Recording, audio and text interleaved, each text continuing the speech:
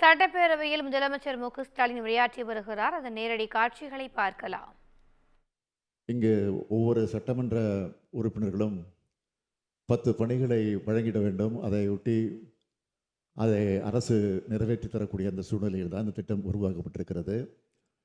இங்கு பொதுப்பணித்துறை அமைச்சர் அவர்கள் நல்ல விளக்கம் தந்திருக்கிறார்கள். இருந்தாலும் எதிர்க்கட்சித் தலைவர் அவர்கள் மாற்றுப்பணி தந்தாலும் அதுவும் சாத்தியமில்லை என்று பதில் வருகிறது என்று சொல்லியது உண்மைதான், நான் மறுக்கவில்லை.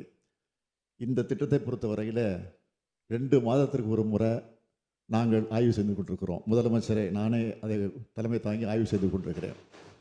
எனவே கட்சி பாகுபாடு என்று இன்னும் கூட சொல்லணும்னா ஒரு 6 மாதத்திற்கு முன்பு எதிர்க்கட்சியை சார்ந்த முன்னாள் அமைச்சர் திரு விஜயபாஸ்கர் அவர்கள் எதுவுமே தரல, இந்த திட்டத்தை நிறைவேற்றி தாருங்கள் என்று அவரும் தரல.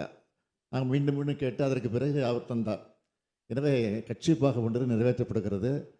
எனவே சாத்தியமில்லை என்று வருகிறது. அந்த திட்டமும் சாத்தியமில்லாத நேரத்தில் தான் அப்படி வருவதில் வருகிறது. எனவே அந்த நிதிக்கு உட்பட்டு சாத்தியப்படக்கூடிய திட்டங்களை தான் நிறைவேற்ற முடியும் என்ற நிலையில் தான் இந்த பணியை நிறைவேற்றி கொண்டிருக்கிறோம். மற்ற பணிகள் எல்லாம் அந்தந்த துறைகள் சார்பில் நிறைவேற்றும் பள்ளிக்கூட கட்டிடத்தை பற்றி சொன்னார்கள் எதிர்க்கட்சி தலைவர்கள். அது அந்த துறையின் சார்பில் நிறைவேற்றப்படுகிறது. எனவே அதில் போய் இந்த திட்டத்தை போய் சேர்க்க வேண்டிய அவசியமே இல்லை. எனவே அந்த அடிப்படையில் தான் இதெல்லாம் நிறைவேற்றப்படுகிறது. எந்த கட்சி பாகுபாடு நிறைவேற்றப்படுகிறது என்பதை மீண்டும் இந்த அவைக்கு நான் தெரிவித்துக் கொள்கிறேன்.